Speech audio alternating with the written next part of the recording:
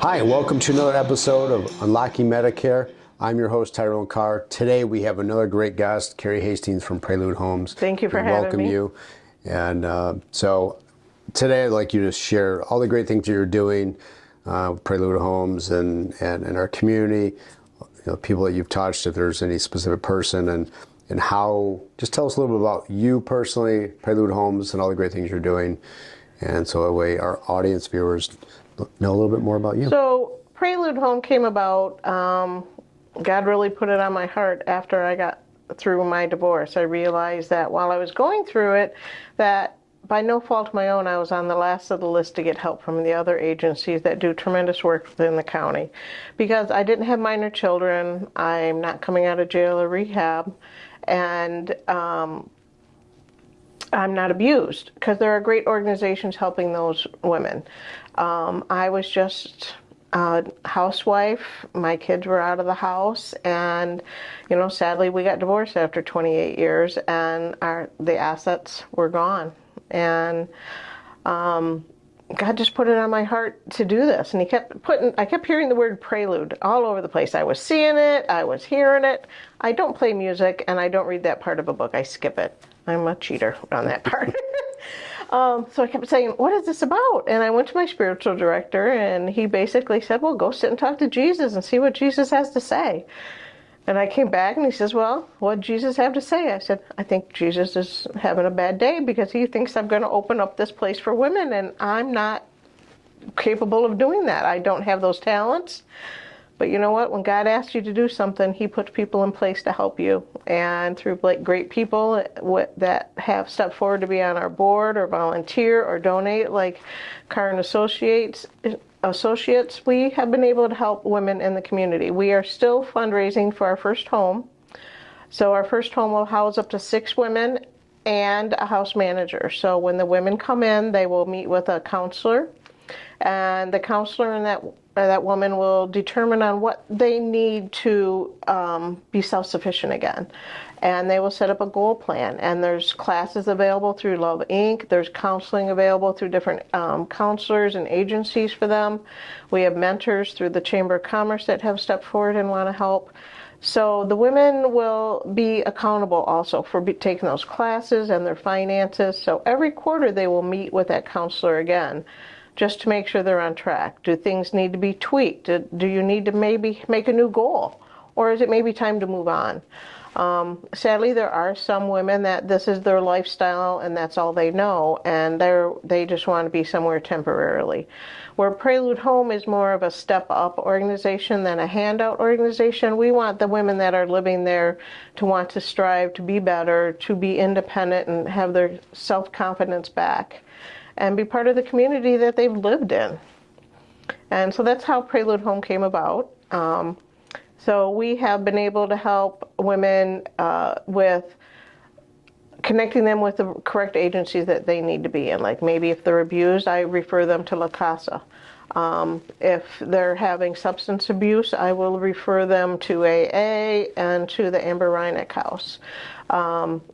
OSHA has great programs for women with children. The first, what is it? I can't remember the name of the program, but women with children are usually the first. Rapid housing, that's what it is.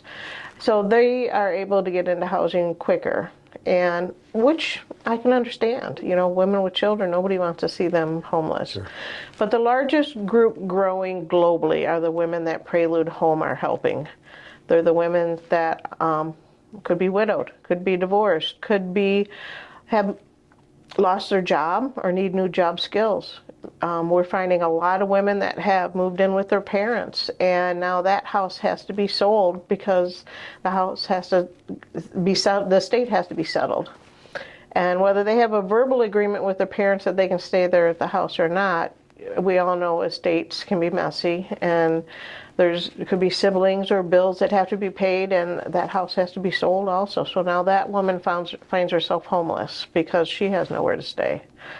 And so the women can stay at Prelude Home for up to 2 years while they go through the healing process, financially, emotionally, and spiritually, because you need all three to be able to move forward with your life. And at Prelude Home, they'll have that opportunity. So this past summer, we have been mentoring quite a few women, and one woman was living in a tent, and we were able to get her into affordable housing based on her income, which was a challenge at times, but we stuck through it, and she finally found some place that she was actually physically able to move into, because she had some medical issues that she couldn't do stairs. So there were some other opportunities that came available but weren't suited for her because of her physical limitations. So she is very thankful that she's in a house and healing, and she's just a wonderful woman that came across a bad situation between a divorce and her health. She lost her job, and she's living on Social Security. And as many of us know, Livingston County and the surrounding counties, it's very expensive to have an apartment here. So the waiting list is long. So the need for Prelude Home is very great, because we even lost the only shelter that was in Livingston County, which was the Severe Weather Network. They had to close their doors because they didn't have the funding nor the volunteers to help. And now where Prelude Home won't be a shelter, it'll be their home. It's still much needed for the women here in Livingston County and the surrounding areas. So you mentioned funding, and so what's the best way do you feel to bring awareness to Prelude Homes or maybe other organizations that are similar? And I just happened to, come across you guys just by doing my own research and wanting to help, because that's something we've always done in our community. But someone who's not in a home or someone that is in a home when it's being privately funded, so that way, at that point when that transaction, so does Prelude own the home and they're just renting? Yes, so Prelude Home will own the home. We want to buy the house cash out, because then we don't have to follow government regulations, because if there is a woman that wants to maybe put a cross in her room or whatever her religion association is, if that's going to help her heal, then I feel that she should have the right to have that in her room. And oftentimes when you take money from the government, there's stipulations. And we don't want that. We want these women to be able to heal, like I said, financially, emotionally, and spiritually. And so there are grants available. We are in need of a grant writer and a grant research. Most of our funding has been through hosting fundraising events. We'll send out letters to businesses asking for donations. I've done some radio podcasts, and now thankfully you are hosting me here and trying to get the word out. Well, we appreciate you coming. So, one of the things that, if I go back probably 15 plus years ago, and I remember just praying, and part of the vision that I had that really kind of spoke to me was, and at the time, I don't know if there was an organization at that particular time that did exist, but, you see so many people that, that went through a divorce or they're a widow, and you see some of the struggles they're going through in life, and some of them just don't have the coping skills to deal with something that was tragic, the loss of a loved one, whether it's some form of abuse, and that could be a variety of different things when you're talking abuse. Maybe it was their upbringing, things that they were just exposed to, and so they don't know how to cope with things. And so part of their lack of success is they just don't have certain skill sets, right, whether how to handle certain things, whether it be from an educational standpoint. I know some people that I've met, it's just the confidence of just how they may be perceived or the way they look from not having the proper clothing, being prejudged. La Casa, I'm I'm familiar with them because I used them 20 some plus years ago for some of the things that I went through. So I'm familiar with them. Great organization. So that was, They are a wonderful organization. yeah. And so, so with that, it's, when, when we met and I started learning more about Prelude Homes, I thought it was just really great because you weren't just helping one specific area of need. It was really the entire person as a whole. Right. And give them that confidence to be able to really go back into, whether it be the workplace or just in the world in general, and having the confidence, the knowledge, the coping skills to be able to deal with the day-to-day, just what life throws at you. And so that's what really stood out to me with all along God has told me that this is going to be like the old-fashioned boarding houses that they used to have, where there will be 2 women in each bedroom, and the women will be able to share with each other. Everybody comes with their own set of gifts, and my gifts might be able to help you, and your gifts might be able to help somebody else, and that will be part of the healing. We will have we won't be counseling them ourselves because we are not licensed counselors, but we will have access for them to receive counseling. But just the women themselves, having somebody to talk to and that will understand what they're going through. That's something that I found when I was going through my divorce. I had lots of people giving me advice and telling me things I needed to do, but it didn't have a lot of weight for me because they had never been in my situation. Where the women that are in Prelude Home and that are mentoring have gone through many of these same situations. And it will hold more weight with these women. And we can be more compassionate and understanding. Because, you talked about, how you dressed or how you lived or how you were brought up. That is a big part of what our psyche is. And the falsehoods that we believe. I agree. The perceptions. I've shared this with a number of people. So, having 3 daughters, as you know, and I've taken them to some bad parts of Detroit just to give them a different perspective on life and just to see how blessed and fortunate they are. So many of us live in communities that are, the amenities and the things that we have at our disposal compared to others take for granted, and so. So sometimes when we just kind of have a different perspective on life, we're able to appreciate, what we have and what's given. And so that's just, but then again, there's people that you look at all the things they have on the outside and you just think that they have it all together, right. And whether it be financially, emotionally, mentally, and their life is falling apart just as much as the person that you look at would be in a destitute situation. And so, I think it's also your willingness to communicate is, key. We always have an open door policy here in our office that, you're always comfortable to share. But I think it's, being able to show that grace and that compassion, that empathy to what that person or persons may be going through. And I think, learning about your story and everything that Prelude Home provides, you're just doing your part. Right. And so, what great things can we do is if everybody collectively comes together and just does their part, right. Not worrying about what everybody else is doing, but just doing your part can be impactful. Like you and I, just this right here, what that may do, and God willing, whether it's one person, 2 people that watch this video and they go, wow, I'm encouraged to do something else, or whether it's partnering up. And that's one of the cool things is that you guys have volunteers that come in that can maybe use their skill set right. to help people that are going through something that's something as simple as one of our sponsors had said he would like to help teach women how to market their crafts if they have a hobby or a craft, because then that could be another source of income for them. Sure. And a lot of women don't think that, I just crochet or I quilt or I paint or I do, it's just a hobby. But when somebody else looks at it, it's a beautiful piece of art that's worth something.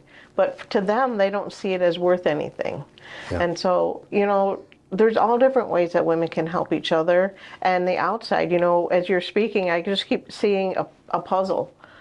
And it doesn't look like much but a box of mumble-jumble pieces but once it's together, it's beautiful. And that's what's going to happen to these women when we all put our piece in that puzzle. Well, and it's just a little win. So, youngest, she's a straight A student, and then we, have a daughter that isn't as strong academically. And I see that sometimes, she kind of beats up on herself a little bit. And so I try to, encourage her, just like it's okay. Everybody has a different skill set. Some people are better at certain things than others. Some people have to study harder than others. But it's your willingness to work hard and put the time into it. Mm-hmm. I said, but if it's just taking like little victories, that helps kind of create that momentum, and that gives you that self-worth and confidence to continue to persevere. And I said, there's things that I have strengths, and there's things that I have weaknesses, and that's sometimes ultimately with a spouse. It's the negative that you may have is the positive your spouse has. It brings to the table and just makes you a powerful team. And obviously that's not in this case, that the people that you help with, the women, but those little victories, it helps. And that's what I told her, is just try not to take a big picture of the entire situation. Just kind of compartmentalize just one little task and focus on that. And when you get that little victory, and then you just focus on the next one, little victory, and just you continue to create that momentum moving forward, and great things can be. I had to share that same analogy with a woman that I've been mentoring that's going through a divorce. It was a divorce that she didn't want, obviously, and her husband has basically walked away and left her to handle everything. And now her father has Alzheimer's, so she's also handling him, and then so they both have to move, and she's not seeing how she's accomplishing anything. So I had to walk her back to see all the steps that she has accomplished, not just in her own household, in her divorce and having to settle the estate, but also doing it with her father too. And that's the problem with a lot of the women, is that it's not just us that we carry the burden for. We carry the burden for our parents. We carry the burden for our children, and men do too. And so we often have to have somebody remind us, we did make these little steps and we are succeeding, because doubt just gets in there and wants to say, oh, I'm a failure, I'm not doing this. And just like you were saying with your daughter, you had to remind her that she'd been doing, look at all these steps you've accomplished. Yeah. That was the other thing too. We were talking this weekend as we were up north, and we had a moment, because obviously together as a family, but a moment where it was just her and I, and just talking privately about school and stuff. And we were on the chairlift and going up the ski hill, and sometimes it's when we're so focused on the negative things in our lives, we're not able to see the blessings. Mm-hmm. But I would share that, no matter what you go through, God's going to use that to make a difference in not only your life, but the lives of possibly, but your willingness to have to be open to see that. Right. And if we're so focused on negative, and learning to forgive, there's so many people. Anybody can find a number of people you can say, this person did me wrong and they did this, that, whatever. If that becomes your focus on all the things that people have done to you, then you're going to miss sight of the good in you and the things that you can do to make a difference. And so, and let God deal with that. But, forgive. That is something, when I was first going through divorce, of course, I was angry.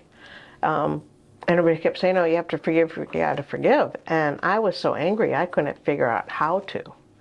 And then just looking back, I'm like, oh, that didn't bother me. That didn't bother me. I'm glad he's okay. I'm glad he's healthy. I'm glad things are going okay with him. I have forgiven, and I feel good. Yeah. But you don't recognize that when you're in the middle of chaos. Yeah. And, these women are going through chaos, and whatever their situation is, and we often don't see it, and it sneaks up on us. Yeah. For me, my story began a long time ago. I've been a caregiver since I was in high school. My parents I was the youngest of 6. They were older. I hate to say elderly because I'm that age now. But I was in high school. My dad had his first heart attack and stroke. My mom had emphysema. So I became the caregiver. Being the youngest, I wasn't the only one, but I was there the majority of the time. And then it just became one family member or friend or a friend's family member, and they asked me to come and stay with them or whatever. And then I had a hysterectomy that went bad 12 weeks after I had my last son. And it was 31 years ago. And I died 3 times. And the last time I had died, I was on full life support. I had totally bled out, and that I was in a coma. And I remember just wanting to move my finger to tell everybody, I'm in here, I'm okay, I'm not dying. And the doctor came in, and he was telling my husband, my mom, and my sisters that he didn't think I was going to live. That I died in the last 10 days. I died 3 times, and I had just totally bled out. They had to give me 25 units of blood and 9 units of plasma. And that's pretty much a death sentence. I mean, I died on the table. And at that moment, I heard God tell me that I was going to live. He had a job for me to do. The fruits of it were not for me, and I was not to know what they were, what it was. So, and I was out of the hospital within 10 days of that. Wow. So, as soon as I got healthy enough to do something, I started doing everything for everybody. And it was overwhelming. And I didn't know how to set boundaries. And it was driving everybody around me crazy too. Then I learned how to discern. And a lot of that is just sitting and asking God, what is it that you specifically want me to do? Give me a sign.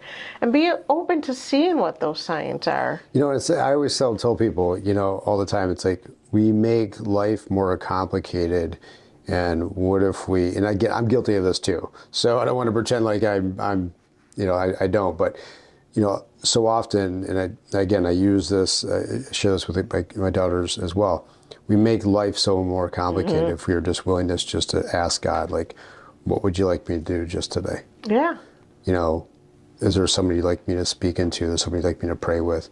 Is there somebody in my heart that I need to forgive? And I always tell the girls, always be kind, because you never know what somebody may be going through, and the importance of communication. And communication is key in each and every single relationship. It doesn't matter. And sometimes we allow our emotions, our attitude to kind of block us from being able to communicate, rather than just, all right, God, what do you want me to do in this very moment? So it could be as easy as opening a door for somebody who's having a crappy day. Or if somebody's going to cut you off in traffic, just let them do it, because if you don't, then you're going to be mad. Yeah. You know, don't let that short burst of somebody else's, you don't know what their situation is, cause anger within yourself. Yeah.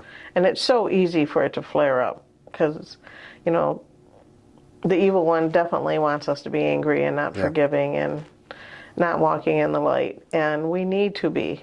And we need to be helping and building each other up. And it could be that simple as holding a door for somebody. Or if you have the money, pay for the meal for the person behind you.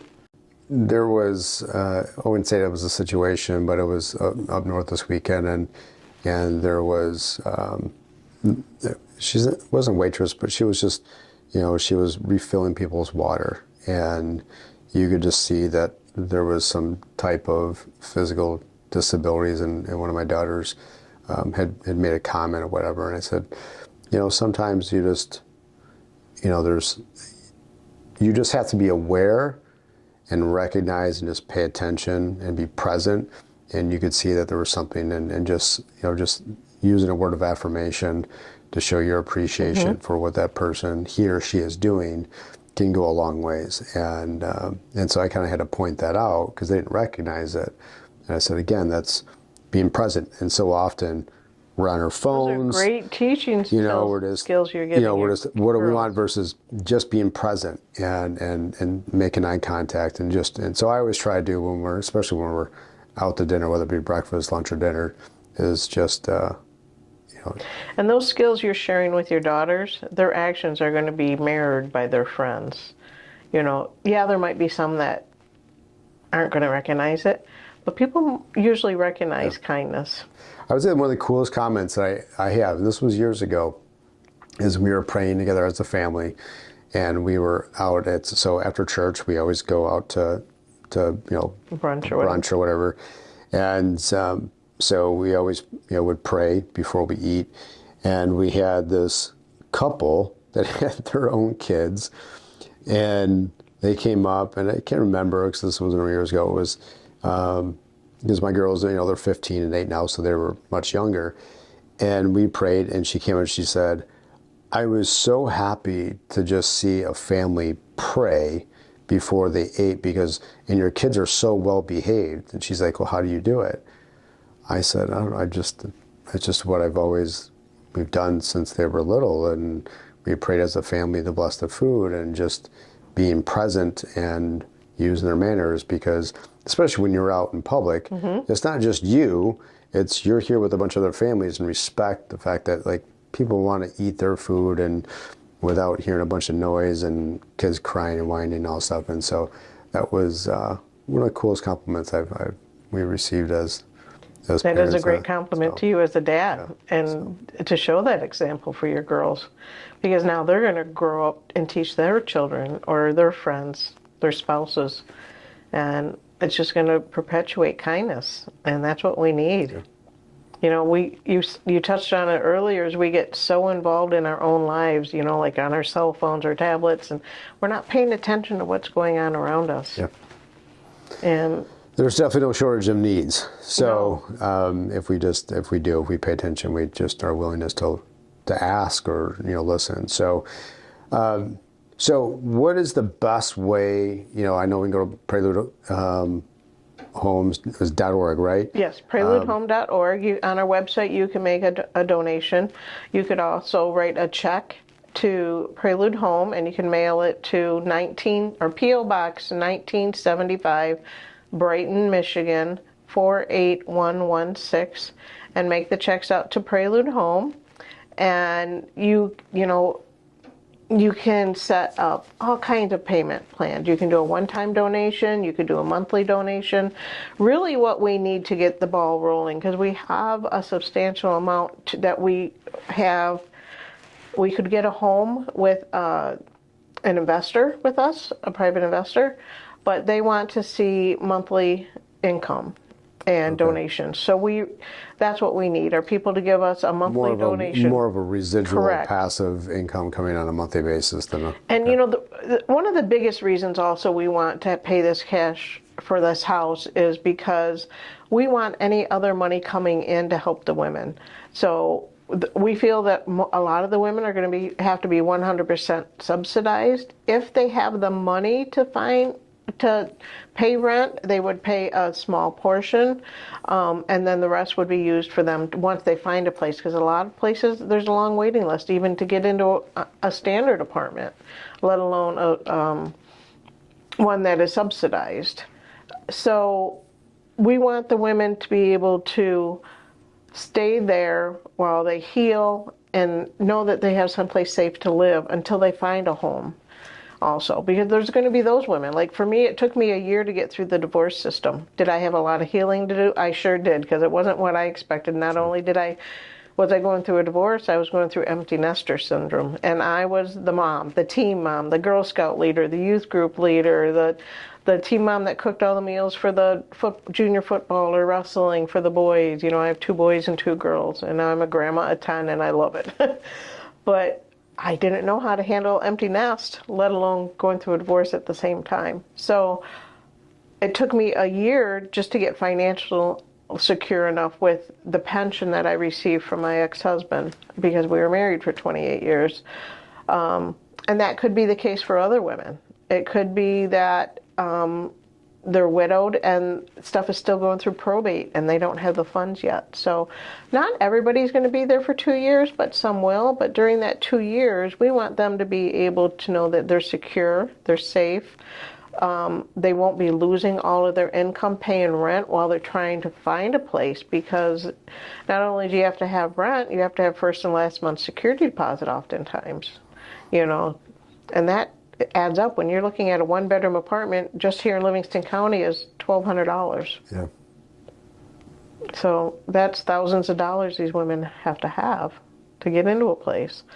Something else we also want to set up is a scholarship for the women for when they move on out of the house, that it would help them either with a down payment for an apartment or maybe another class or something that they would like to take. So they're leaving with a gift from us, not only in the healing portion, but monetarily, that, you know, it would be a small stipend. It wouldn't be a large, but it could help them maybe pay for a class that they want to take to better themselves. Okay. Is there a process or a protocol that you're going to have these women go through to determine if they're going to qualify for staying in the home? And then is there certain expectations that they have to meet, like every month or every few weeks or quarter, that you would hope to see some type of progression? Oh, most versus definitely. someone not just, hey, it's a free bed or a free room. So for when the women next come 2 into years. the house, of course, they will be drug and alcohol tested. They have to be clean to stay at the house. There won't be any alcohol allowed in the house. If they go out to dinner, or whatever, that's on them. But in our house, it's going to be a secure place for everybody. And so the women that'll be the first step. They will go through a counseling session with a counselor to see what their needs are and why are they in this situation, what brought them to this situation.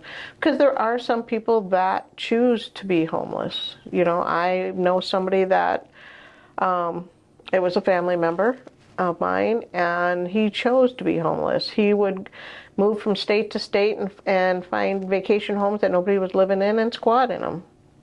And I counseled a woman this summer that she wasn't a squatter, but she had places all over the United States that she could go to in emergency if she needed to, with items there that she could sell to, and she was paying rent to store these places. I don't want to give a lot of information out on the women that I counsel, but she'd been doing this since she was in her 20s, and she's now in her 60s. So this was a lifestyle that she chose. She was just looking for something temporary to benefit her till she found the next group to help her and not help herself. And sadly, we have to weed through those because we want to help the women that really want to move forward with their lives and be independent. We're not a shelter. There are wonderful shelters, and shelters have a purpose, but there's so many women. Like I said, this is the largest group growing globally, and the majority of them are older. For the women getting divorced, the largest age getting divorced is 65 and older, which is just astounding because when you think of that, their grandmothers, they've been housewives, or their jobs that they had are obsolete now with all the new computer technology. Sure. They have to be retrained. They got to figure out how to do their finances. Maybe their husband managed all the bills and they never did it, and they've got to learn how to do that. These are skills that they will learn while living at Prelude Home with the different agencies that have classes for them. Love Inc. is a wonderful example. They have great classes for these women, and that's where the women will be taking these classes with, is Love Inc. We are providing the safe household for them, and mentoring and companionship and understanding and a shoulder. And we're going to utilize the other agencies' gifts because we're all part of the puzzle for healing for these women. That's great.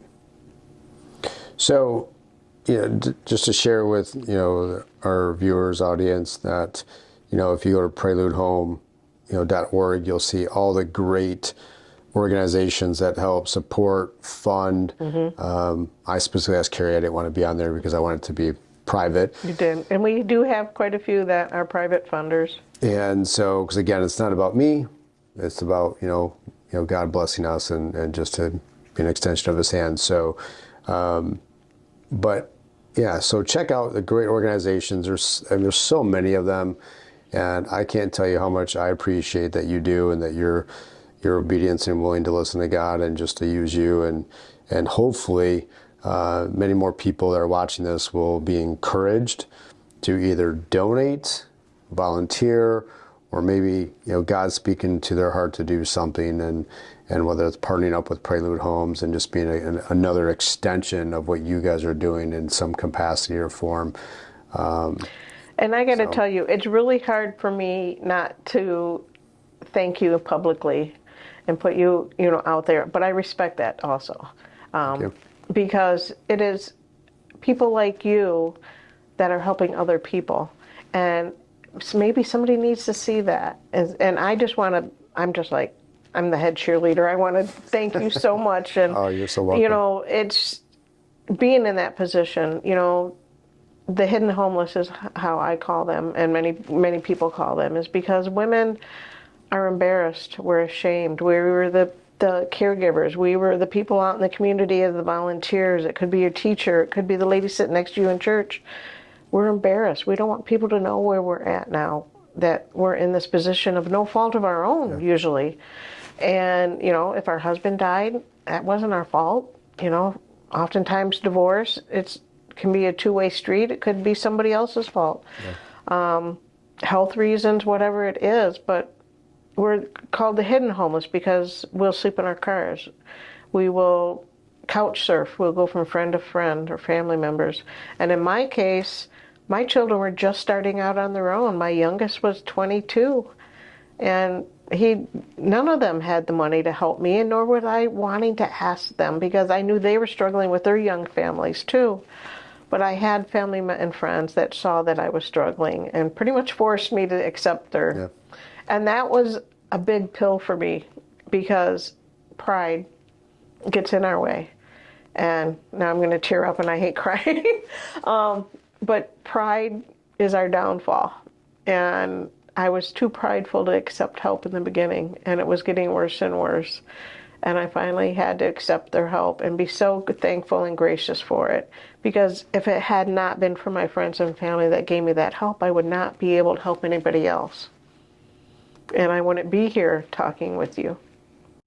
Well, I mean, what a great story. And I guess we'll end it on that with, you know, you just never know what your story is, and just look at the little things, and don't look at your situation as something that you can't overcome, but it's something that could be a great story for you to share with your kids and your great-grandkids. And so I just appreciate you for the person that you are and that you've become, and all the things that God's going to continue doing in your life. And appreciate you coming on today's podcast. I'm so glad you reached out to me and we got to meet. Yeah. And this has been, I see us as a great friendship. Yeah. Likewise. And thank you. And can I put a plug in for an upcoming event? Absolutely. Please do. So we have a fundraiser coming up. It is on March 18th. It is a St. Patrick's Day celebration. It's going to be at Dr. Edward Laniewski's house here in Brighton. The address will be given to you after you purchase your ticket, and tickets are available on preludehome.org on our website. And it's just a fun night. It is Irish themed. You can come up dressed up very fancy. You can come dressed up as a leprechaun. Everybody comes differently. Of course, the basketball game will be on in the bar area because I've been told it is the finals for basketball during that time. And we have Pam McConaughey, who is the president of the Brighton Chamber of Commerce area, or Brighton Area Chamber of Commerce. She's going to be playing the grand piano, and she's phenomenal. She's got a great voice. She plays. We're doing sing-alongs. We'll have Irish music. We're going to have awesome, phenomenal food. And music and entertainment. We have silent auction. We have wonderful items being auctioned.